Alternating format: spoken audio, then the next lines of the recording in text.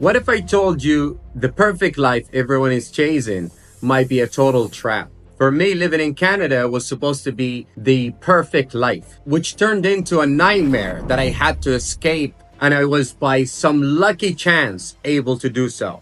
In this video, I'm gonna open up completely on what it's like to move to Canada and then have to leave it all behind. My name is Yusuf, and I lived in Vancouver for 17 years, particularly downtown Vancouver. I actually moved to Vancouver because I researched on Google best city to live in the world, and Vancouver popped up. As a matter of fact, when I moved to Vancouver, I didn't speak English at all. So I had to go through the whole process of learning a language, culture, and so on. So I moved there to go to school, and I did. I went to some of the best schools there, UBC. I graduated with a business management degree, and I thought, that's it. I made it. I got a great degree from one of the best universities. I'm in Vancouver. I'm going to go ahead and find a job and live my dream life. After months of looking for jobs, I was only able to land entry-level jobs, which is fair enough. I had no experience. After 9 months of doing jobs and probably trying more than like 5 to 10 jobs, some of them for a day, some for 2-3 months, I realized there's no money in jobs. And it's going to take me a decade in a job grinding just to make ends meet. Maybe have some kind of savings so I can go on a vacation. So I quit my last job and I started a business. Literally just sitting on a computer researching how to start a business. I thought, might as well grind it out, start a business, and see if I can actually get out of this rut. I got an Airbnb management business going, and it was making good money, but still not good enough for Vancouver. Which brings me to the first point of why I left Vancouver. No money is enough money in Vancouver. Particularly, no job can pay enough for you to live in Vancouver.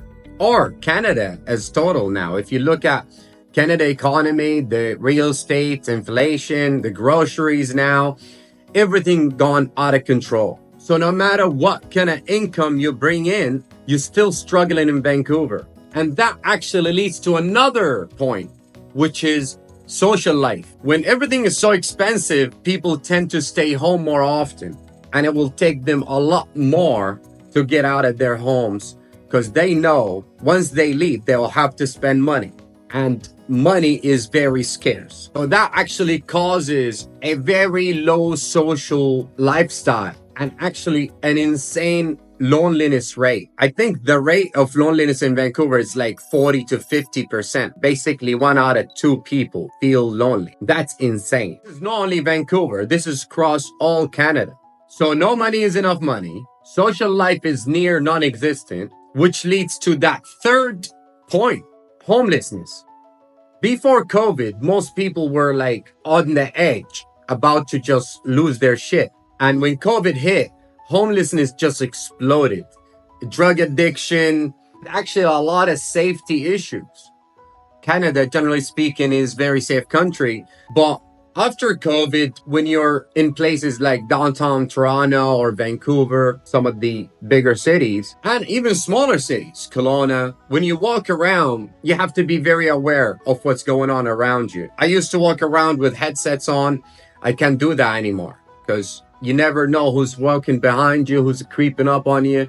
And lots of attacks actually happen in the past few years. So homelessness now become not only homelessness, but homelessness and crime. As these things started to pile up, I started rethinking my whole dream life. I'm kind of guy that wants the best for myself. And I thought I gotta make a couple of moves. This is unacceptable. So I started plotting my exit strategy, which consists of making money remotely, having financial independency and location independency, which led me through this rabbit hole of trying to figure out what business model is best and how can I actually build something that I care about. I realized after starting a few businesses that all businesses are very hard to run. So if it's going to be hard anyways, might as well trying to shoot for the best outcome. And when I put that in perspective, I realized I better work on something that I care about, something that I'm passionate about, and something that I can scale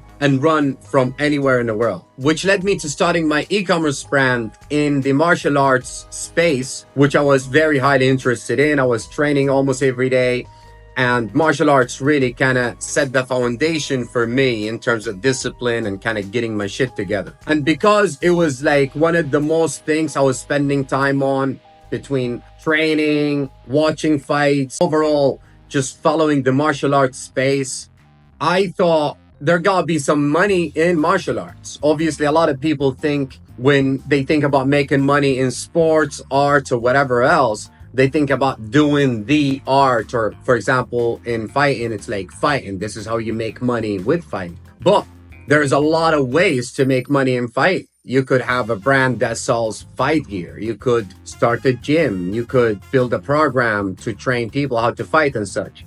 So that's what I focused on. And I created this brand that sells martial arts gear, and I built it slowly with very little budget.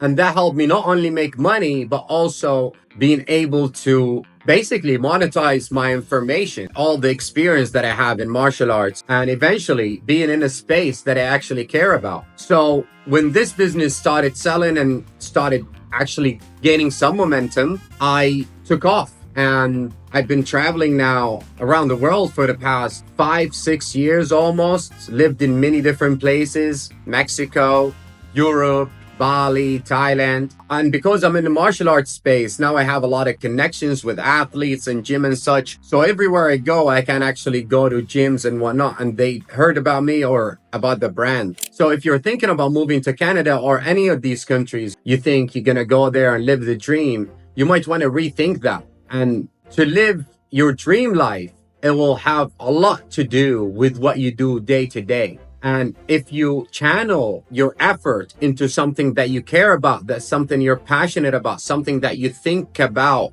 naturally, whatever your hobby is and whatnot, you could build a lifestyle around it. You could make money from it.